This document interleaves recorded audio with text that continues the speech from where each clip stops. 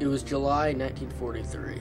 Germany was still reeling from its first major defeat at Stalingrad 4 months earlier.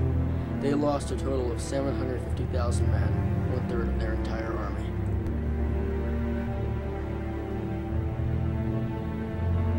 For the first time since the beginning of the war, the Soviets held the advantage, and now they outnumbered their opponents 4-1. The Germans knew that if they had any chance to turn the tide of the war back in their favor, they must fight and win a decisive victory.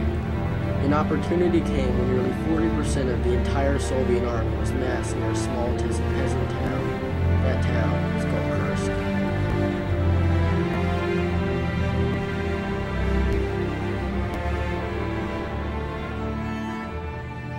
Although it is forgotten by most people today, the war between countries. What countries? I really don't know. The Battle of Kursk was the single largest tank battle in human history. The battle took place on the Eastern Front in World War II.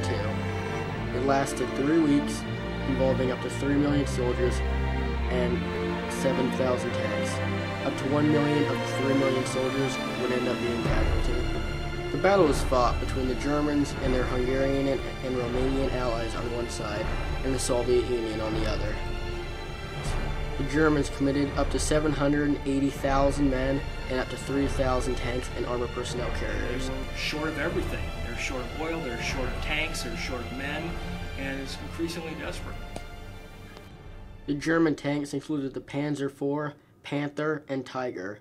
At this time, the German tanks were viewed to be some of the most advanced in the world. However, the newest addition to the group, the Panther, had recently been designed and rushed into production, and there were a number of design flaws with the tank. Although this increased the number of German tanks, it also gave the Russians 3 more months to prepare their defensive network.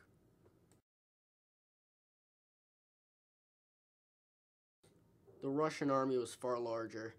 It consisted of 1,900,000 men and up to 5,000 T-34 tanks. The T-34 has widely been regarded to be one of the best tank designs in history.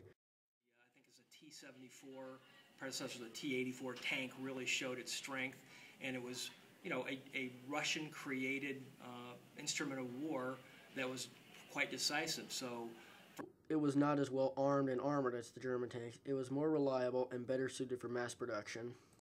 The T-34 also had a brand new innovation that was far ahead of the German tanks. It had sloping armor, so that when it was hit by a tank shell, the shell would most likely bounce off.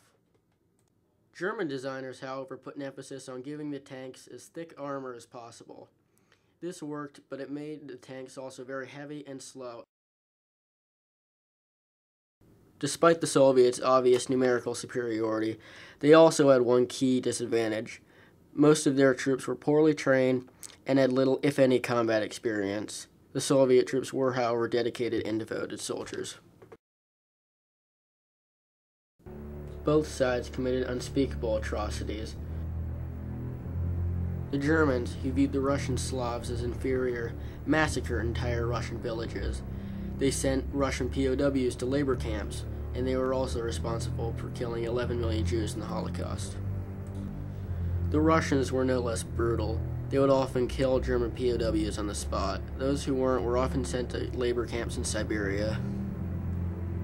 Throughout the 1930s, the Red Army had also been the chief instrument in Stalin's brutal purges, sending countless people to labor camps in Siberia, whose Stalin viewed as a threat.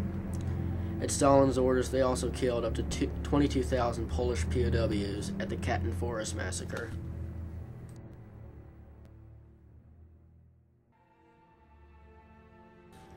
The German plan involved sending troops and tanks to attack the Russian position on two sides. They would quickly, in theory, break through and encircle the Soviet army. However, the Germans completely underestimated the Soviet defensive preparations. The Soviets designed a system of slow and redirect and exhaust and progressively attrit the powerful German panzer spearheads by forcing them to attack through a vast interconnected web of minefields, pre-sighted artillery fire zones, and concealed anti-tank strongpoints. The German offensive, spearheaded by tanks, was initially successful. However, their momentum soon stalled after Soviet reinforcements were brought up to plug the gaps in the line. After 2 weeks, the German attack had completely stalled and resulted in trench warfare. Sensing their advantage, the Soviets began a massive counterattack across the entire German line. The Germans lost all territory they had gained in a matter of days. The Soviets lost 177,000 men and over 2,000 tanks. The Germans lost 54,000 men and 350 tanks. Despite this, the Soviet victory was absolute. This was because the Russians had a greater industrial base and larger population, making it far easier to replace losses. This victory for the Russians would ultimately pave the way for ultimate victory against the Germans. In 2 years, they will have captured the German capital, Berlin. After the battle, the German offensive capacity had been effectively destroyed. Because of this, Hitler lost all faith in winning the war on the Eastern Front. From now on, the Germans would be on a long retreat back to Berlin. They were no longer fighting for victory, but for survival.